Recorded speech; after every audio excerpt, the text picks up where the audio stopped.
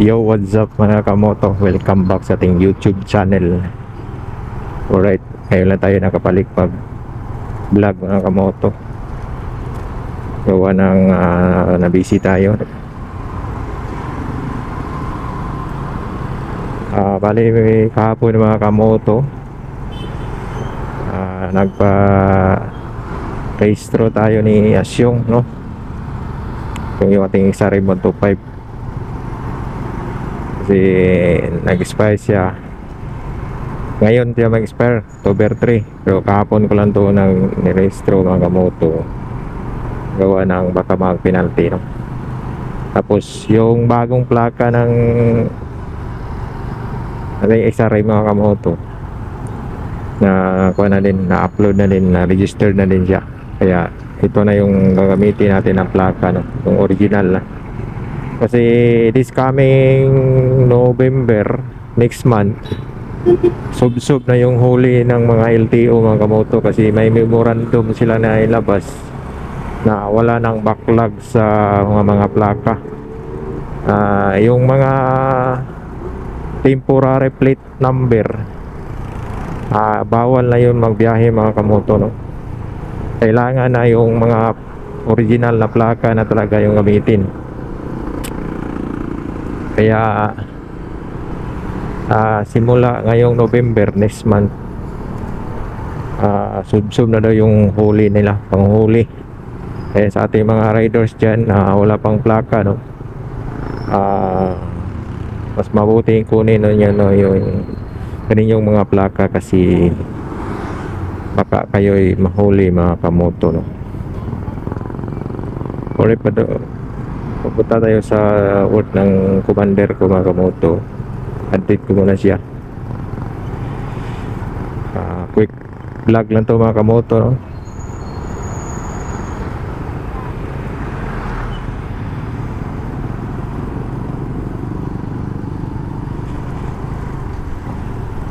Update ko lang kayo mamaya mga kamoto pag nandun na tayo. Alright mga kamoto, natin si Commander, no? Pauwi na tayo mga kamoto. Meron lang tayong pick up na pasahero ngayon.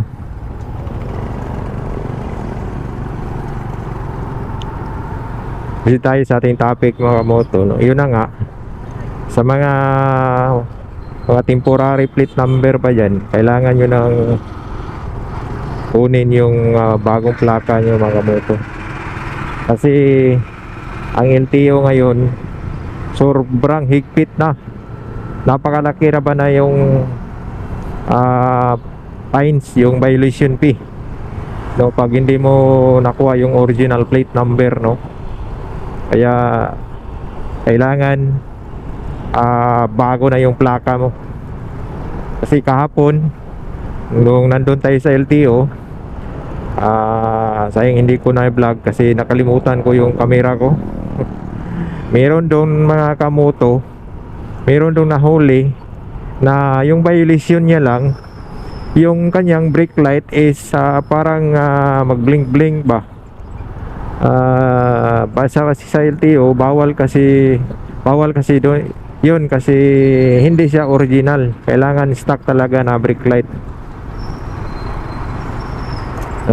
Naawa ako doon sa kay Manong mga kamoto, kasi napakalaki yung violation niya. Umabot ng 5,070, no?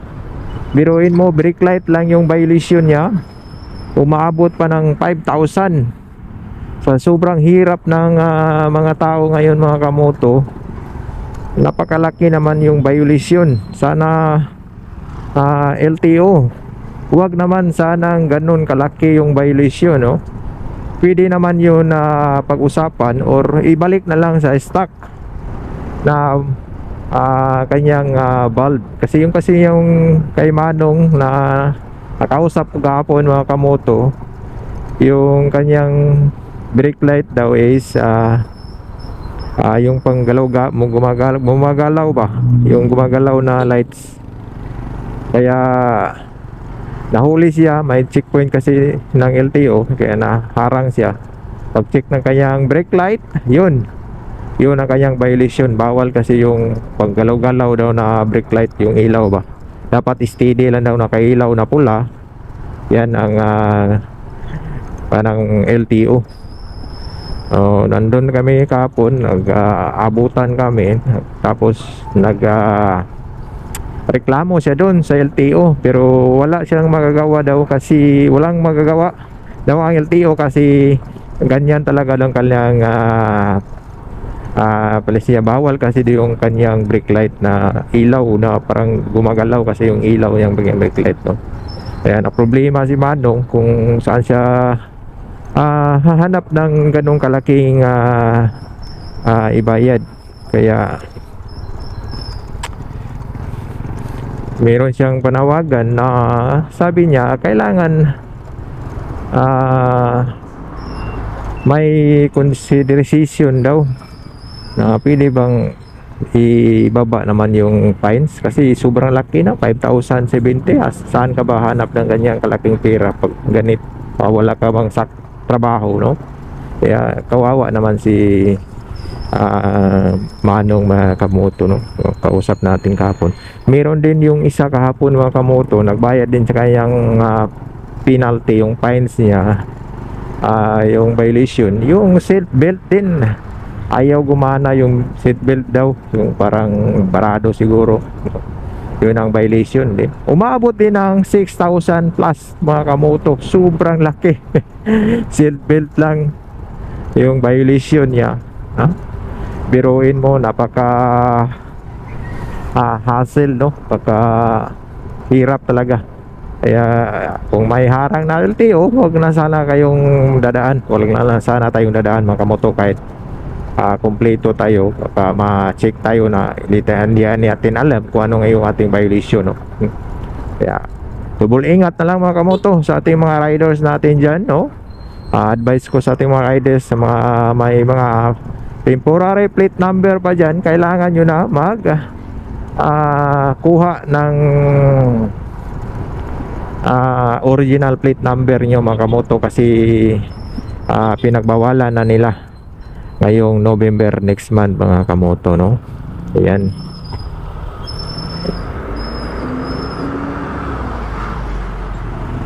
Bali sa akin mga kamoto, kahapon na-register ko na. Medyo madali lang manan kasi hindi man masyadong maraming nagpa-registro. Madali lang. Sayang hindi natin na i-vlog, no? Kalimutan ko talagang dalhin tong aking camera.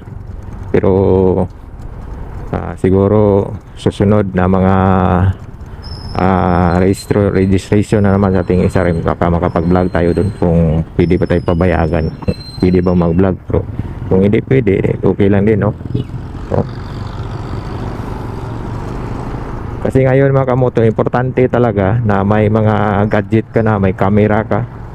So, pwede na kasi yung i-record mo kung ano yung mga scenario sa mga daan, no? Kasi kusob ng checkpoint ngayon, lagi nag-checkpoint yung mga enforcer, no?